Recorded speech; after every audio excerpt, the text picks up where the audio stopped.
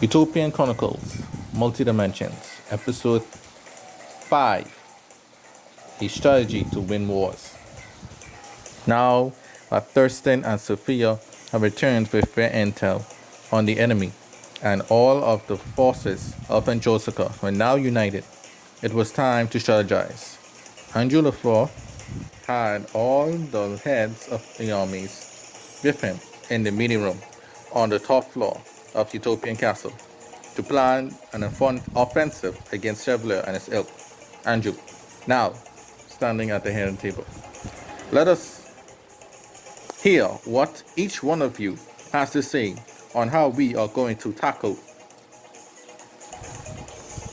all these foes at once. Then each leader give their input of what he or she thought the best course of action they should take. Some suggested that they should just have a massive assault and take down all they see. Others suggested that the forces split up and take down each force one by one. They even suggested on dates and times to strike.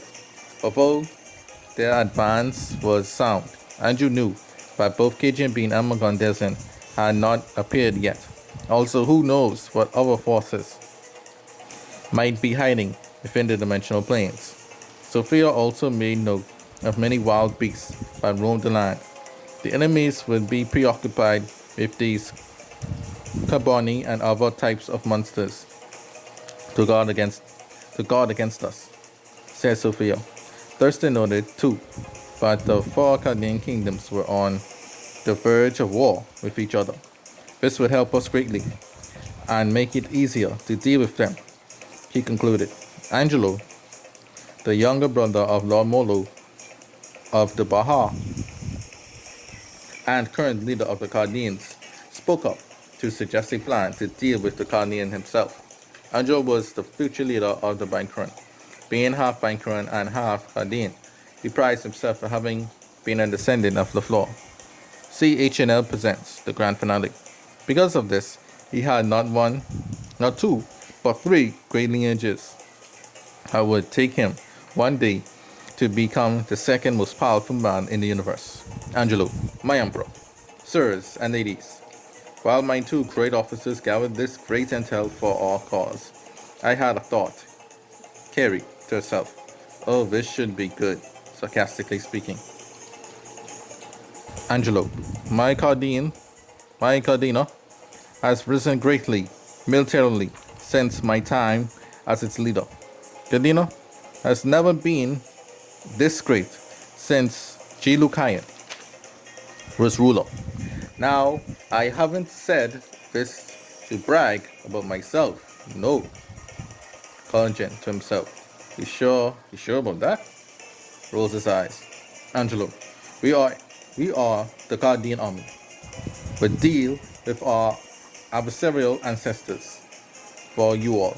Thus, you can have the strength to defeat Magantesen and all the others. Grand General Hugh. But, Lord Angelo, this is a great undertaking. Can you and your forces endure it? Saying, Cardinal officer, we have faith in our Lord. He would see us through. Santan, an Atlantean Cardinal officer. We have already planned and worked out our course of action, as Sophia and Thurston's intel came to us first, then to you all. Andrew Jr., I see. Impressive, Cardinal. Natasha, Sir Angelo, and the Cardinal will handle the Cardinal. That just leaves us with the rest. Who else wants to go? Rita, well, if I may, I think the rest of us should split into forces, like Master Angelo suggested. Andrew, yes, I agree. Now, the rest of you, let's see who's going to face who. The meeting went well, with Angelo taking the helm as his star. At the end of the day, each force and person knew what his or her part was. The layout for attack went something like this. Number 1. The Cilidia and Bopaya would handle the Mott and Kenta forces in order to divert their attention led by Fupa. Serlene, Alina, Natasha, and Sonoma would beat Serlene's brother Wieslow. The original LaFleur army, Andrew Jr., Nia, Moron, and Creighton, and Collagen, would pay Kingsley a visit. The Sabina and Zipper forces would deal with the J.S. Sasa. Davia, Mary, and Jenna would establish a base in the dimensional planes and protect it. Maverick and Christina and Hugh would provide support for all forces once they need it. And 7. Lord Molo and Kerry would remain behind in their home galaxy to ensure order. They would send troops in the planes to guard the portals to the universe.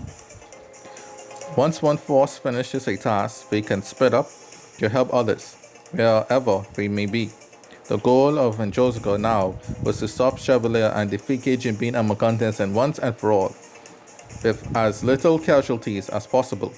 Although in his heart, Andrew knew that same in his forces, that some of his forces would not survive this war. The only thing that he was unsure of was who.